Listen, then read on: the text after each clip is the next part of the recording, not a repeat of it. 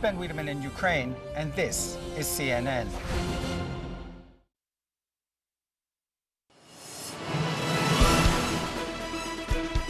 $11 at night, 2300 hours, here in Doha, in Qatar, where the world's top airline executives, the CEOs, have been gathering for the annual meeting of IATA, the representative group of aviation. The US markets are closed for Juneteenth, so we tonight have a special program. We're looking at aviation, the recovery, the problems, and what comes next. There's been a dramatic return to the skies, a pivotal moment, if you will, for the industry. IATA is now projecting a return to profitability in 2023. Tonight you'll hear from Willie Walsh, who says the number one challenge is high jet fuel prices. At the same time, there's the issue of overcrowding, staff shortages, key airports in chaos. Executives are warning it will be a difficult summer ahead. On tonight's programme, you'll also hear from Scott Kirby, the CEO of United. I'm frustrated that the customer experience is backsliding for things that are a lot of times outside of our control. Live from Doha and IATA. It's Monday, it's June the 30th. I'm Richard Quest, and of course, I mean business.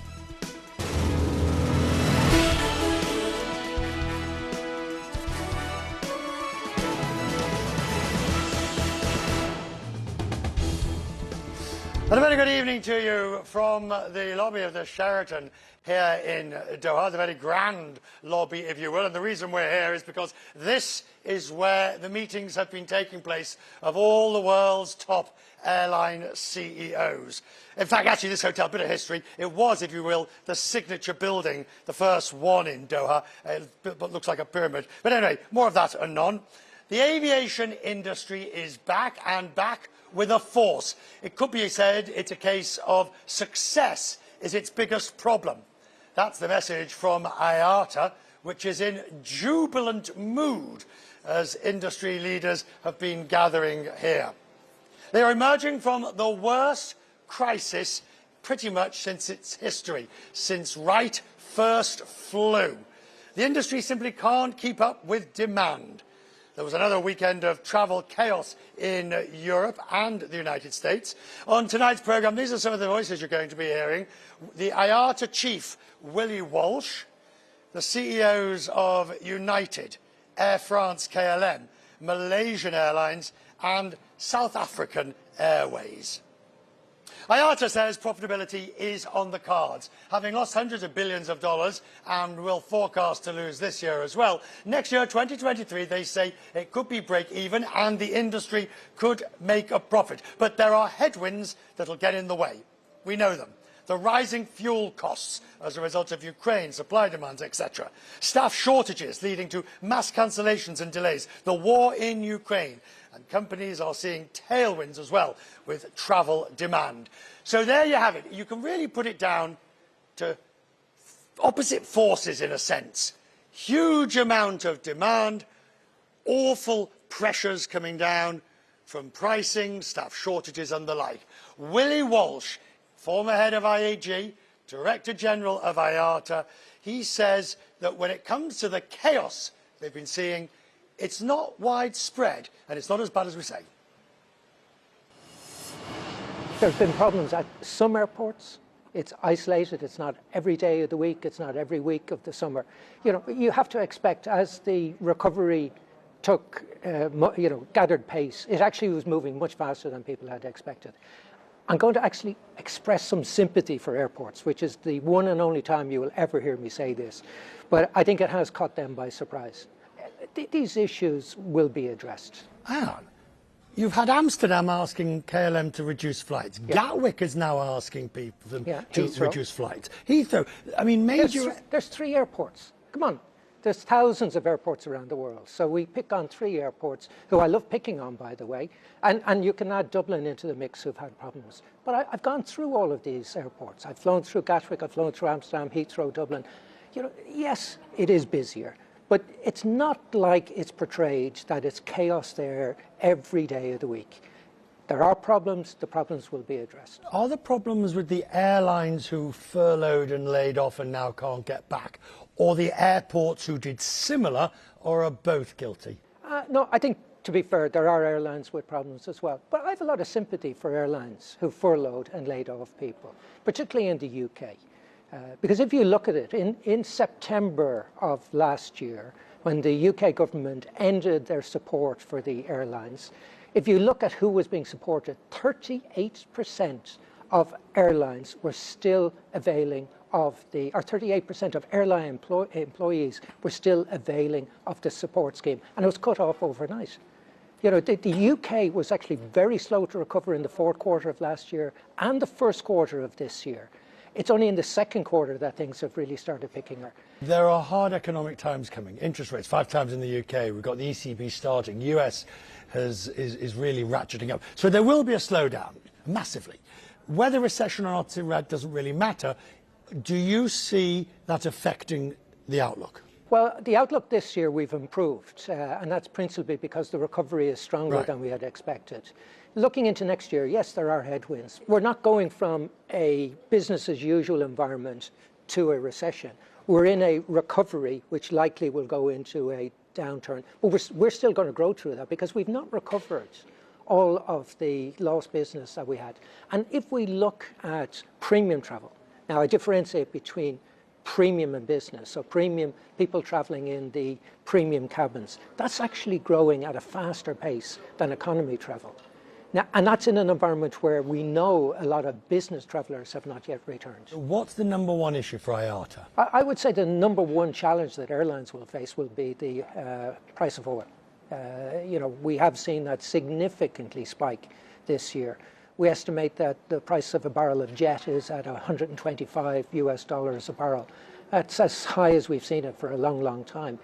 Now, good news, airlines are somewhat cushioned from that because they do have some hedging in place, which clearly will, you know, soften the blow in 2022 and to some degree in 2023. But ultimately, that price is going to impact on airlines, and it is going to impact on consumers. Right, so the one thing we know about the price of oil, there's only two things you can do about it.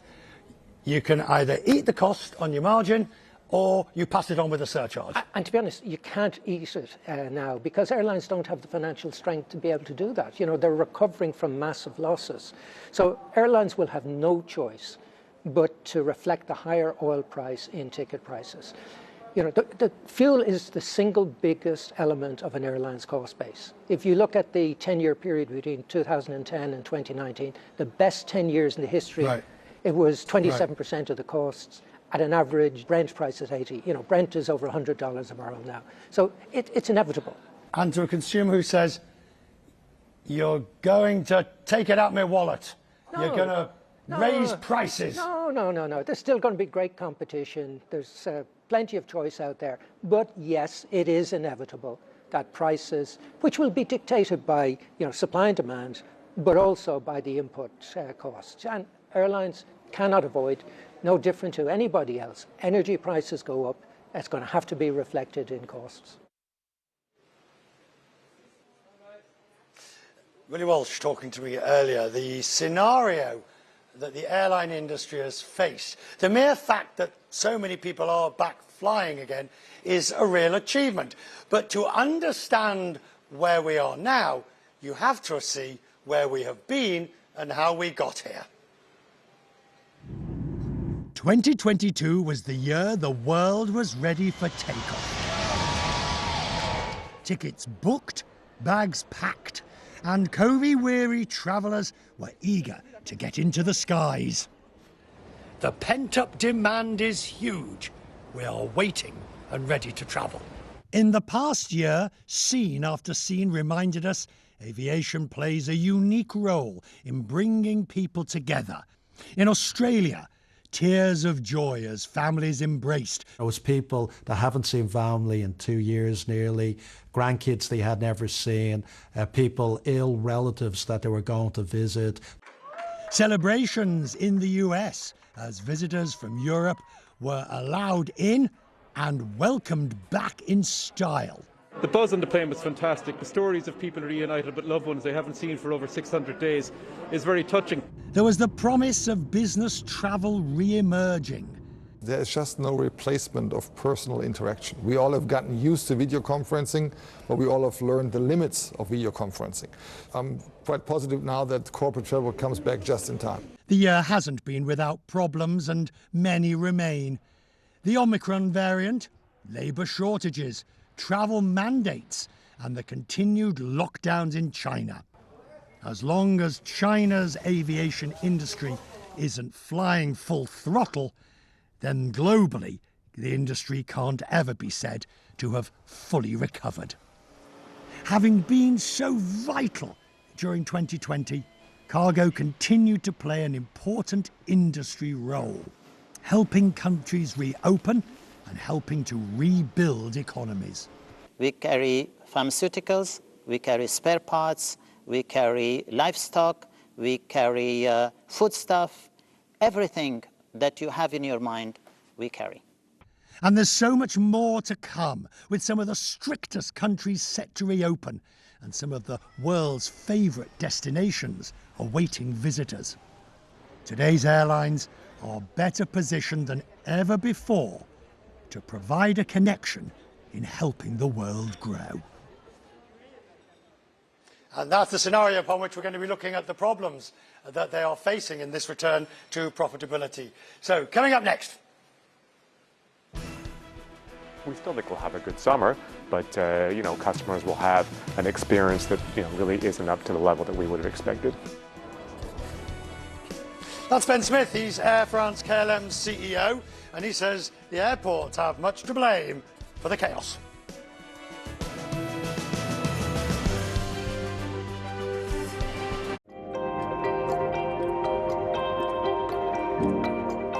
Going green in association with Kirloskar, Limitless. Every week, we consume over 5 grams of plastic. I've just found a mere way to try and remove these from the environment and try and remove them from the environment such that we have less of them entering our food system and entering the environment in the first place. My name is Fionn Ferreira. I am 21 years old and I am a student of chemistry at the University of Groningen in the Netherlands. Now, more than ever, young people are in a place of power. We're seeing more and more young scientists getting taken seriously, their grassroots idea being scaled. And we're also seeing just more and more young people who are passionate about this problem. We, however, have to remember that while only 25% of the global population is youth, they are 100% of the global future. Out front tonight, a potential breakthrough in treating coronavirus. We've gotten very little help from the federal government. Could all this spending lead to a bigger economic crisis? One of our viewers saw you last night on the show. She says she's going to pay your rent this month. Shut up. I want to go now to an incredible story of survival. Would you do it all again in terms of being a nurse, knowing that that could put you at risk for this? I want to help people more than I ever have. Erin Burnett Out Front on CNN.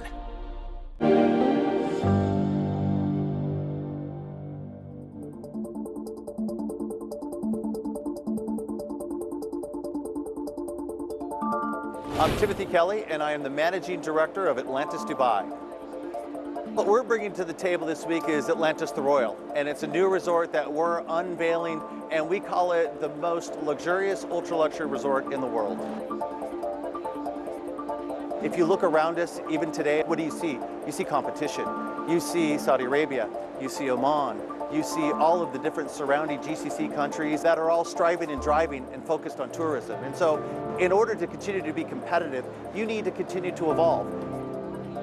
It's quite an undertaking and quite a challenge. And so this product is something that all of Dubai and all of the surrounding world will want to see and experience and learn more about as we unveil it in the fourth quarter of this year.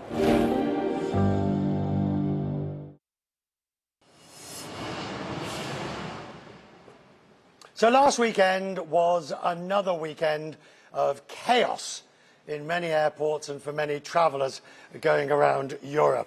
There were flight cancellations, and by the way, there will be more. Flight cancellations and delays, and I think it's tomorrow, well, maybe the solstice. Summer begins tomorrow, so of course it's going to get nasty. Flight cancellations delay as summer begins. Today, EasyJet slashed its schedule for July to September by 7%. Heathrow Airport's asking airlines to cut flights because of a baggage problem and backlog. Gatwick and Schiphol in Amsterdam is limiting passenger numbers and says the industry is struggling with a demand surge. The chief executive of the Air France KLM group, that's Amsterdam and Paris, blames Europe's airports. Now, KLM, of course, is based at Schiphol, and Schiphol is one of those airports that's been, A, first of all, back in Easter, asking KLM to cancel flights, and B, continuing to do so because it says it hasn't got enough staff. Ben Smith, the CEO of the airline, says the airline was ready, the airport was not. So, look, from the airline perspective, we took the bet in the fall of last year. We were quite confident that the summer would be good. So, from a pilot, cabin crew, maintenance, we were ready, both at KLM and Air France. A lot of U.S. carriers, some other carriers in Europe did not have enough pilots. It takes a while to train them up, but on that front, we were okay. But we've seen in some airports that there have been shortages at security, shortages at customs and immigration. So the impact that it has on us is it's quite large. So when the British Transport Minister says, as he did, that airlines need to get their act together, I'm not inviting you to criticise him, but you would say, no, airports, infrastructure, you need to get your act together. Yeah, I think, well, look, we're not based in the UK, but this is what we're saying in the Netherlands and in France, because we put an enormous amount of effort to be ready for this summer. We sold a lot of tickets.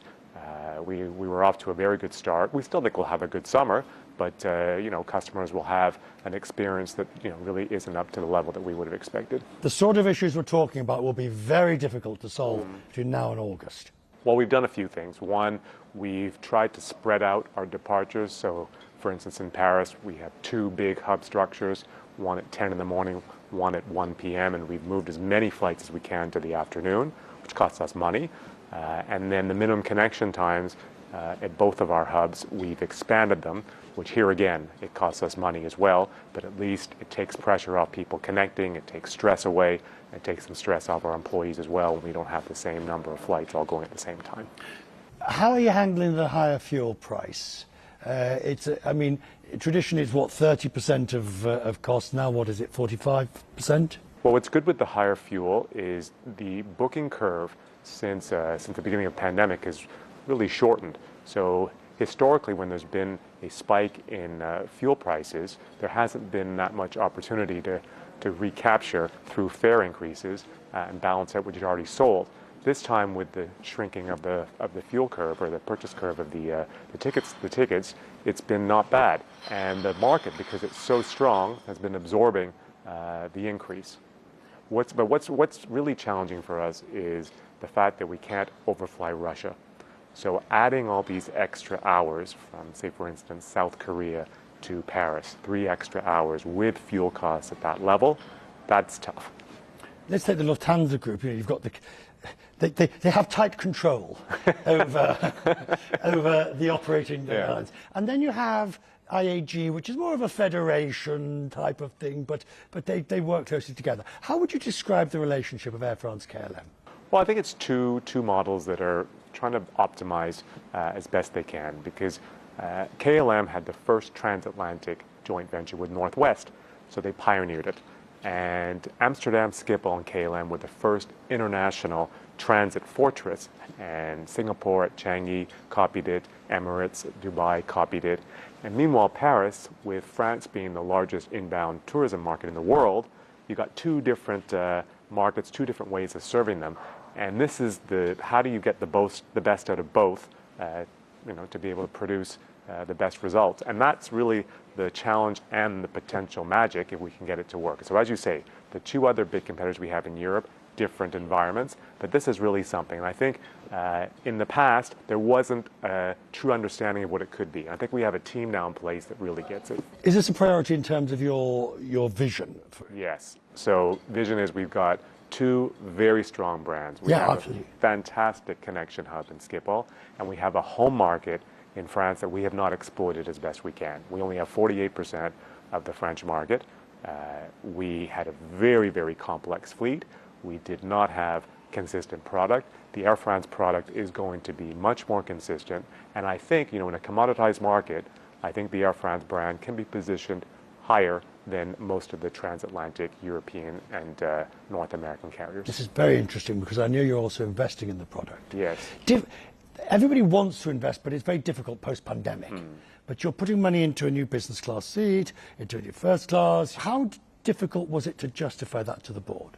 Well, we were lucky timing-wise on the Air France side that a lot of our airplanes were at that age where they had to be replaced. So they were in the capital plan to begin with.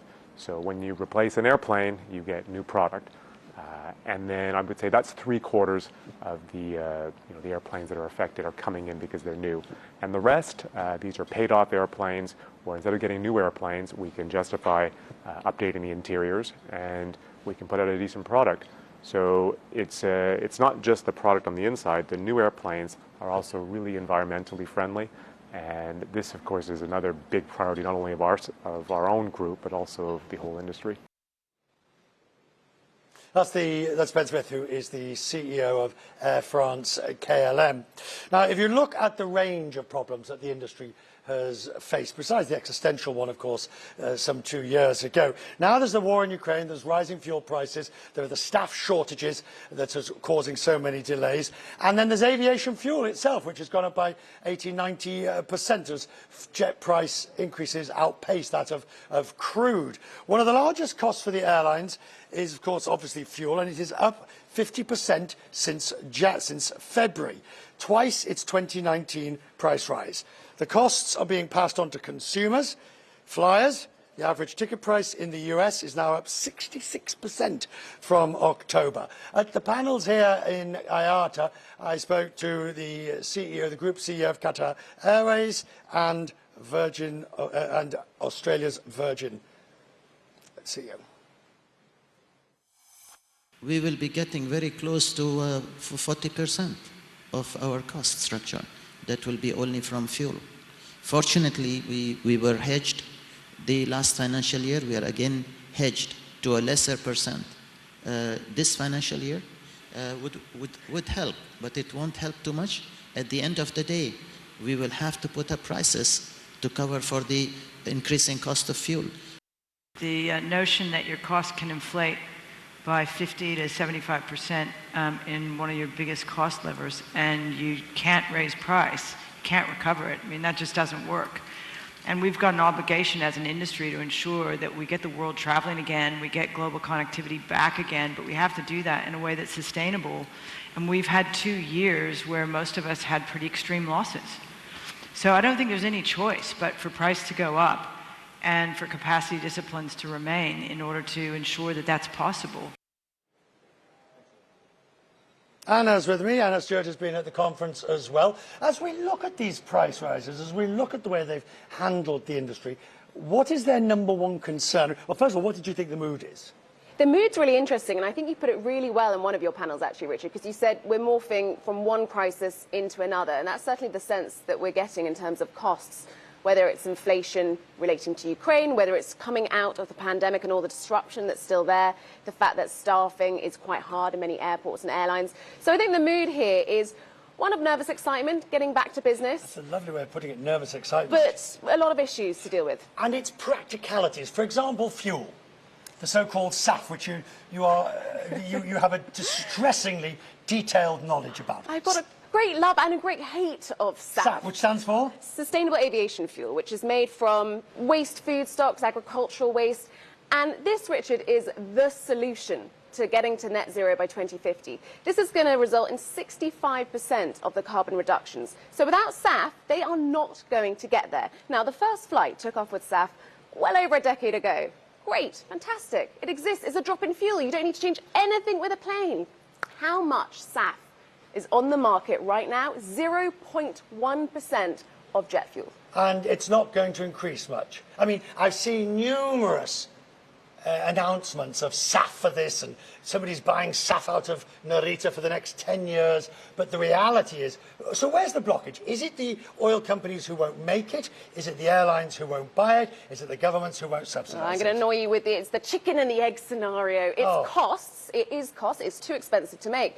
But it's too expensive to make because you can't scale it up because not enough people are buying it. And this is the big issue. Because it's too expensive compared to oil because governments haven't made it advantageous to buy it. At least it was. So it was 3 to 5 times more expensive than traditional jet fuel. But as a result of the war in Ukraine, seeing jet fuel prices shooting up, it's actually, according to Shell Aviation, around parity now. So, Anna, I mean, you obviously cover all these stories, aviation and the like. As a sort of an outsider coming to an IATA conference, which is basically not only full of CEOs, but full of #avgeeks, what do you make of this industry? It makes no sense. It makes no sense. The problems are absolutely ginormous because you're talking about multiple jurisdictions for every problem agreeing on something, which seems completely mad. But what I love about being here at IATA is it's not just a talking shop. This is a place where solutions are being found, and it's great to be in those panels because you kind of get to be a part of the solution. Absolutely. Well, you get to hear what they're thinking. And the other great thing, I think, which I always love about the IATA, is the CEOs of the industry. They're all here. And they're all sort of pretty much locked up in one building with everybody else. Especially they can't get away from Richard Quest. Well, I wouldn't have gone that far. However, they are all here and they are all doing. It's been lovely having you here. I thoroughly enjoyed it. Would you like a quick? Oh, I would, you know. There we go. Anna Stewart having a quick ring of the bell. Coming up in just a moment, the US government must fix, or at least help fix, the travel woes. So says the United Airlines chief executive, Scott Kirby. You'll hear him after the break. That's it, business.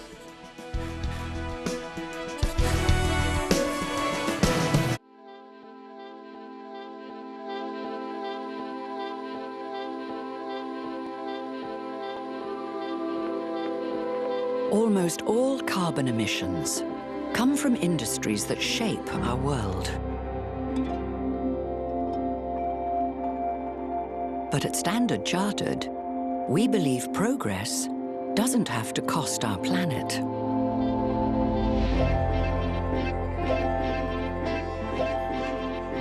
That's why we're helping our clients change the way they operate.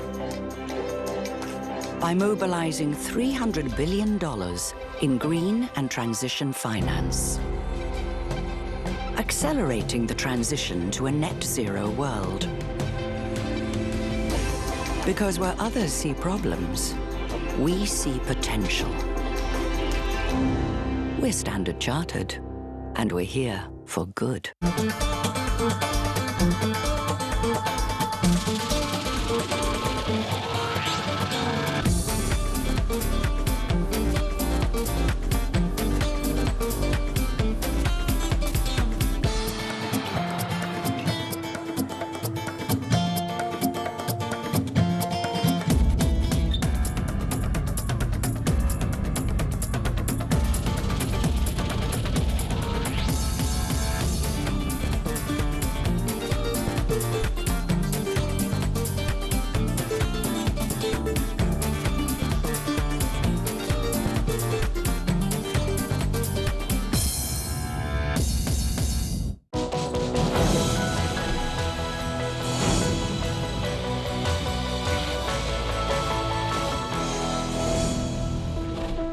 On Mission Ahead, a new spin on launching spacecraft into orbit. As a species, I think we just always look up and we say, well, that's the next frontier. Then, could this new zero-emission boat be the Tesla of the sea? Plus, preparing for the future, are cities that float the answer? On water, buildings don't have to be static.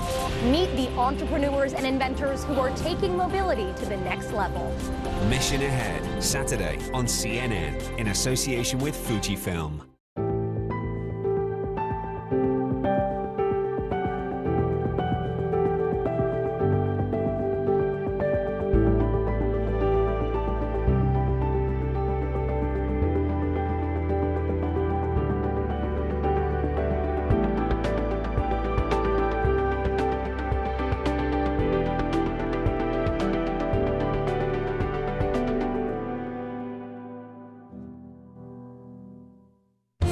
I'm Hadas Gold in Jerusalem, and this is CNN.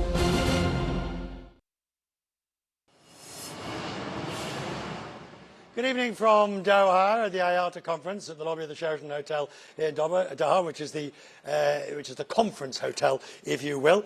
News to bring you: Israeli Prime Minister and Foreign Minister are to dissolve the coalition government. The Prime Minister, Naftali Bennett, is to step aside, and the Foreign Minister, Yair Lapid, will take over. Elections will follow. It's the 5th vote in less than 4 years. Hadas is with us in Jerusalem. Hadas, there was going to be a power sharing, that we knew, but why the election? Why has that come into play? Richard, this coalition government had been teetering for weeks, essentially because 2 members of Naftali Bennett's own party defected. And so essentially this government was now a minority government. There was already efforts to try to bring forward a bill that would dissolve parliament.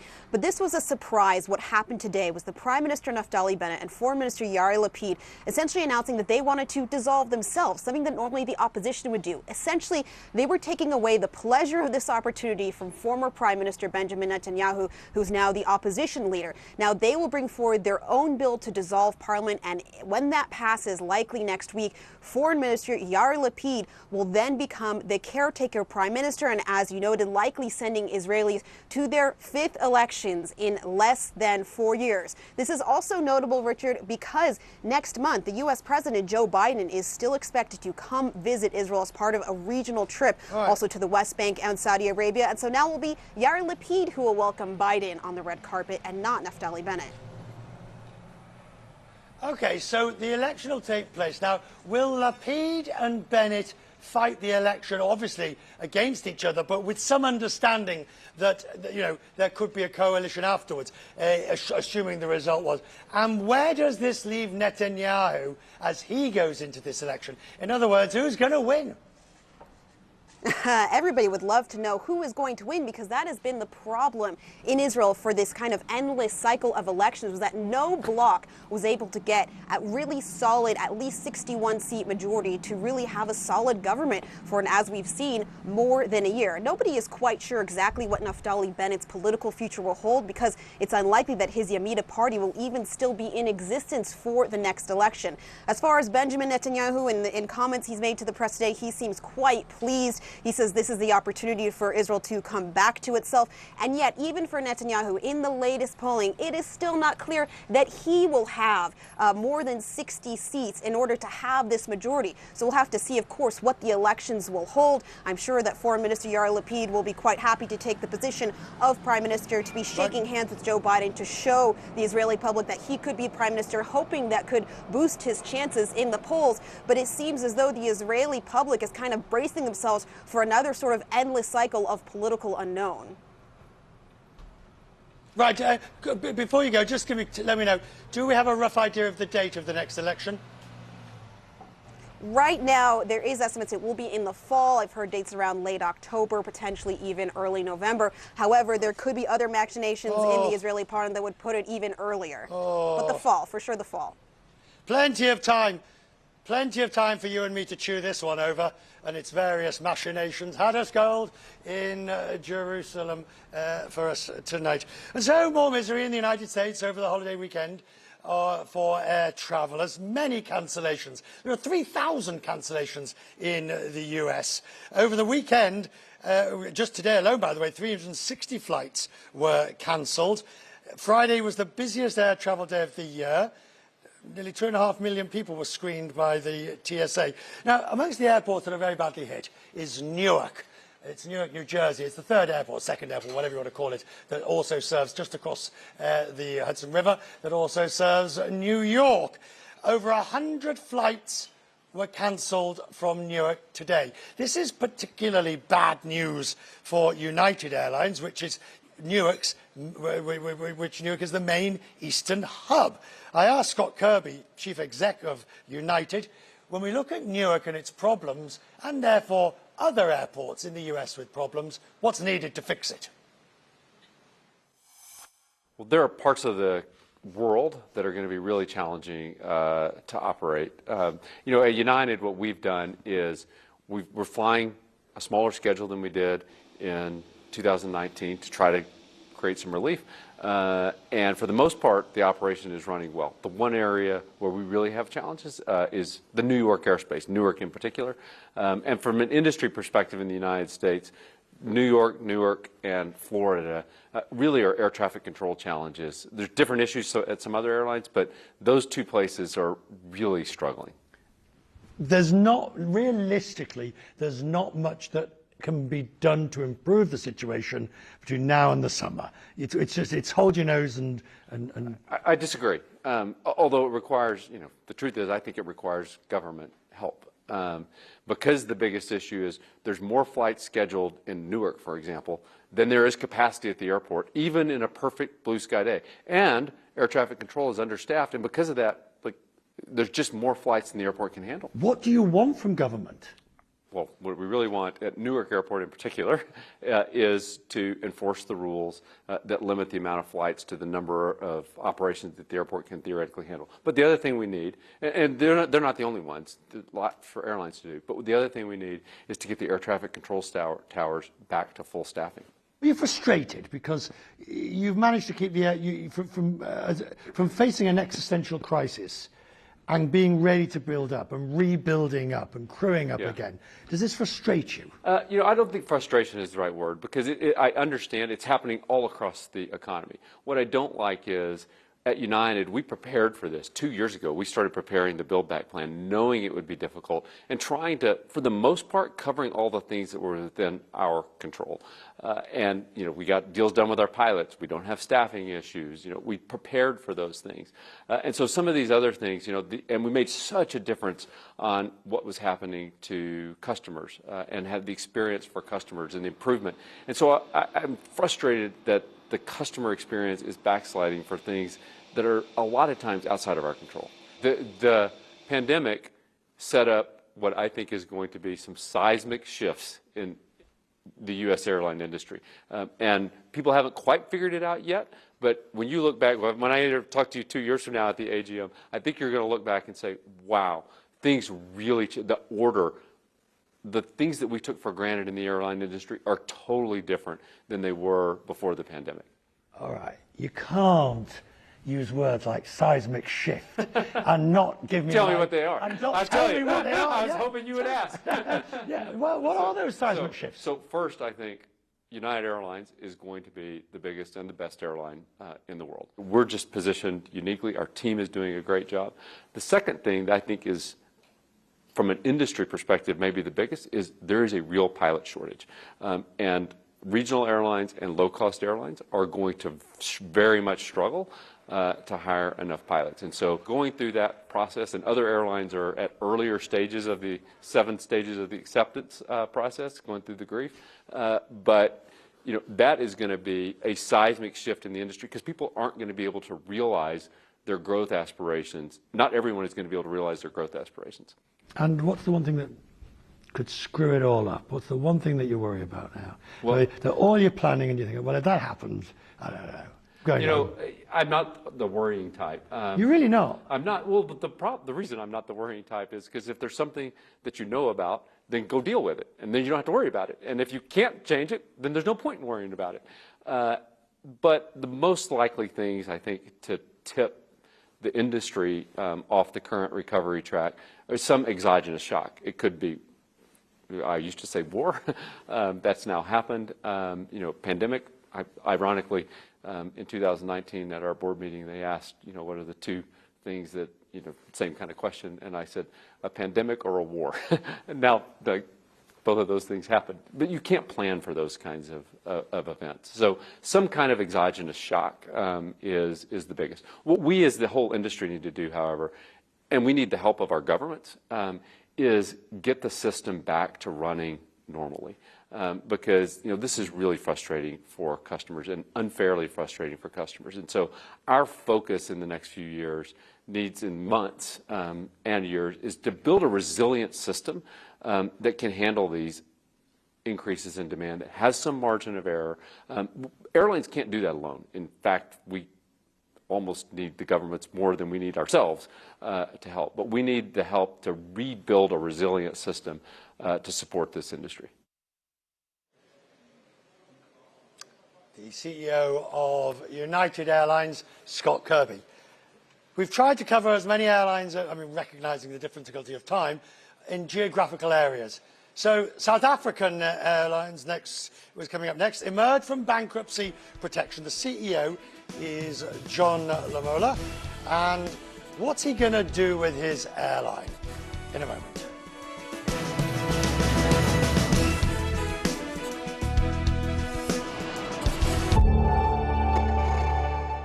The region's post-pandemic, or mid-pandemic, I should say, performance is, as you go across the 20 or so countries that make up the Middle East and North Africa, is as diverse as the 500 million people or so that live in it. We've been saying for a long time that the only way we can address, as a sort of silver bullet, the youth unemployment crisis and socioeconomic problems that we have and challenges we have across the region is by nurturing small businesses to create jobs, create opportunities, and pursue innovation. The problem is no one was investing in small businesses, but I see that changing. We need to create businesses as change agents who can in turn create the solutions both on a social and economic objective. One of the other trends we're seeing is where businesses are aligning with their social and environmental impact in addition to their, of course, financial impact as being one and the same in terms of stakeholder returns. So that, I think, is a positive trend we have to nurture.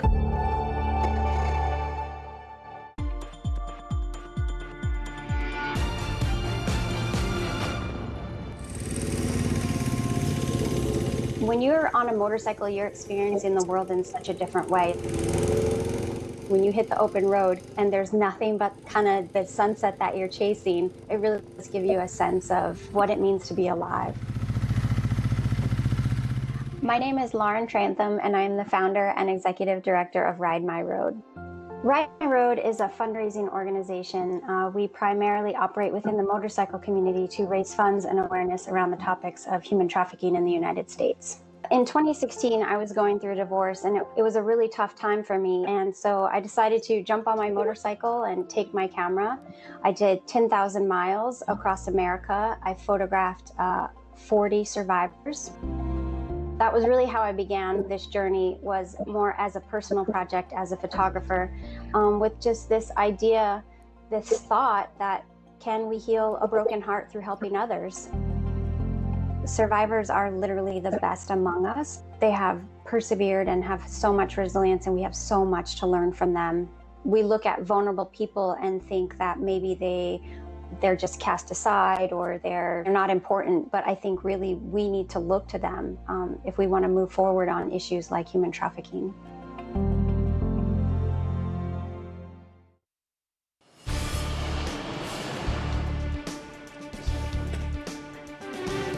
Oh, look at that, the Sheraton. Magnificent sort of architecture, arguably of a different era, but they've done quite a good job of bringing it up to date. It is the signature building in a sense. It was the first one of its kind here in Doha. It has been a rough couple of years for South Africa. The heavy travel restrictions, COVID, it's all really taken its toll. The airlines there have suffered. South African Airways filed for bankruptcy during the pandemic, was closed for years, and then resumed flying in September. But other issues in there, Comair, for example, in South Africa, is going out of business. So the industry is still exceptionally fragile. John Lamola is the new CEO of the new South African Airways. He's with me now. John, I have said in the past that if you can't make money, South Africa, and if the only way South African Airways can survive is on government money, then it should be allowed to go and let somebody come in who can do it privately. But Richard, from where the industry is emerging now, South African Airways is not unique. You will have read the latest ASKI report that showed that during the COVID period, governments throughout the world have put about $200 billion helping airlines to perform their strategic role of creating connectivity and the travel among people and trade. But you're restructuring. Have you restructured sufficiently that you can be profitable? Absolutely. South African Airways is emerging out of the COVID pandemic, as well as the restructuring that it had to go through as a new, totally different operation, as a public-private entity, where for the first time it will be run by a private entity, a private Has company. the mentality changed? Because there has been a previous view of the government will always bail us out, which, to be fair, the government did always bail you out. Yes, but we are not the only airline in the world to be. You've had more bailouts than most. Yeah. Well, the jury's out on that, like as I've just mentioned. But in the case, it's not just the bailout. South African government has been the main shareholder, like any other shareholder, when their investment is in trouble.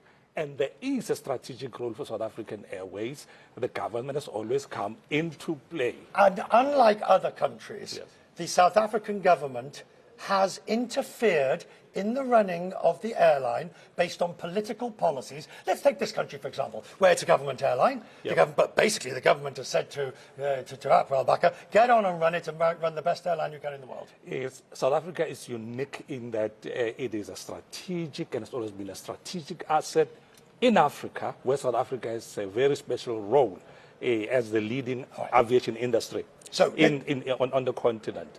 And the government has done what it has, but the mentality has changed. If the new SAA that we are leading is totally different. So tell me about the new SAA. What is going to be different? What's going to be different is that it's majority owned by a non-government entity.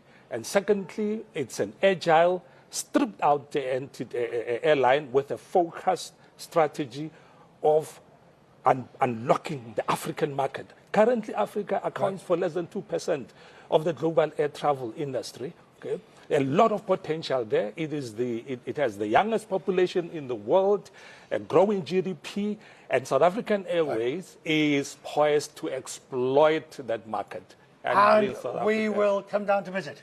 Absolutely, and you are welcome like we did last time in 2013. It was great. No, I've been since. I've been since 2013. Yes, you've been. But we will come back again. And please fly South African Airways. Of course we will. Yes, of course we will. Thank you, sir. Very grateful for you. The CEO of South African Airways joining me. Now to our new Mission Ahead series on Crestwin's Business. It's all week. It's projects that aim to disrupt the way we travel. Rachel Crane now reporting on a Swedish EV revolution that'll change the way we travel.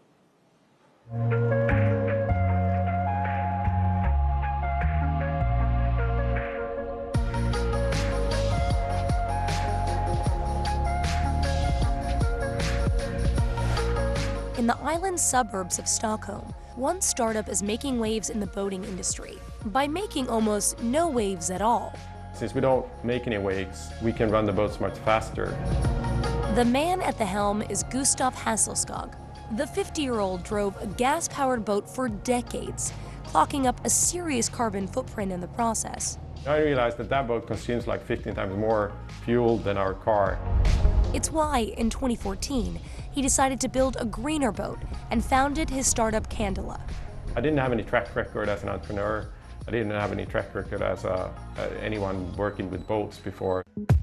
He did have a master's in mechanical engineering, though, and had learned about a century-old technique, giving boats wings, known as hydrofoils.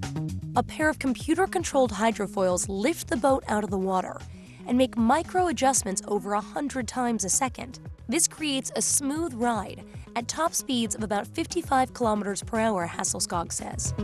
The electric engine releases no emissions and no noise, so it's better for marine life too. Candela has been called the Tesla of the seas. You know, they sort of revolutionized the industry of electric vehicles. Do you see Candela as having potentially the same kind of impact in the boating industry? We have found a lot of inspiration in Tesla. I think when I started Candela, the hottest type of electric car you had at the time was Toyota Prius. And what Tesla did was to also add a lot of style to electric cars. Candela isn't the only startup looking to emulate Tesla's success on the water. Xshore, a Swedish startup, and Arcboat, created by former SpaceX employees, are both developing high-end battery-powered boats. while GM-backed Pure Watercraft is making electric boats as well as outboard motors to install on existing vessels. However, leisure boats alone won't move the needle on ocean transport emissions, experts say. Ships emit about 1 billion tons of carbon dioxide each year. When we talk about global shipping, the three largest producers are going to be the container ships, the bulk cargo, and then the tankers. Personal craft is usually the smallest. For Hasselskog, recreational boats are only the start. He's now developing city ferries. Stockholm will trial Candela's 30-seat model for commuter routes in 2023, he says. Because the boat doesn't create a wake, it can go faster through city waterways, Hasselskog says. He hopes this bonus will get more people on board with the mission of greener boating and leave a cleaner future for shipping in their wake. As we continue tonight, I promise you geographical, at least diversity. Well, after the break, Malaysia Airlines. The CEO finally has got a grip of the whole thing, and we'll be talking tonight about the changes and challenges ahead. Lots of grey hair now. I've aged. I'm 61 years old, Richard.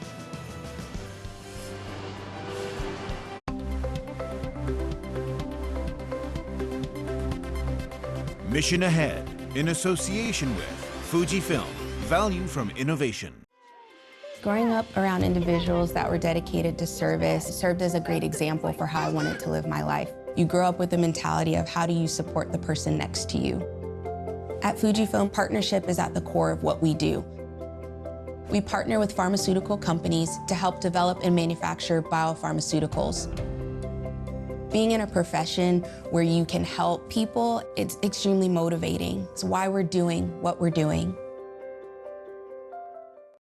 Almost all carbon emissions come from industries that shape our world. But at Standard Chartered, we believe progress doesn't have to cost our planet. That's why we're mobilizing $300 billion to help our clients change the way they operate, accelerating the transition to a net zero world. Because where others see problems, we see potential. We're Standard Chartered, and we're here for good. This is CNN. More people get their news from CNN than any other news source. Our mission here at CNN, the news comes first. You really work as hard as you can, getting the facts. It is critically important. To our viewers in the United States and around the world, welcome to the Situation Room. We have breaking news. We're here now at the home of one of the FSB team, and my name's Clarissa Ward. I work for CNN. Was it your team that poisoned Navalny? It's just been a chaotic scene here. People are so exhausted. Just gonna help her carry this bag. We were just in the hospital. It was shocking. Why do you think India has been hit so badly? Scores of Taliban fighters, and just behind us, the U.S. Embassy. Why does a small group of women asking for their right to be educated threaten you so much? Raise your hand if you love school. I'm the one who has to look them in the eye. Can I have your word? These people are depending on you. You can hear gunshots every couple minutes. Now they're pressing in. They want desperately to tell their story.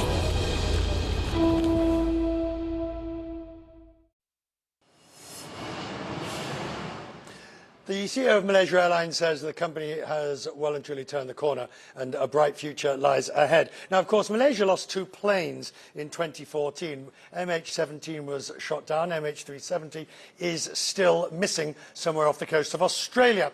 And it's been somewhat unfortunate with CEOs too. 3 of them stepped down in fairly short order. So there's a whole set of challenges. Fleet, competitive advantage, COVID, shutdowns. But for Captain Ismail, who now leads the airline and has done for several years, he believes that the corner has been turned and actually the new Malaysia Airlines is ready for success. Booking is very sluggish, Richard, very sluggish. But passenger flown to date is 30% better than what we forecast internally. 30% better than our forecast. But, you know, in the ASEAN region,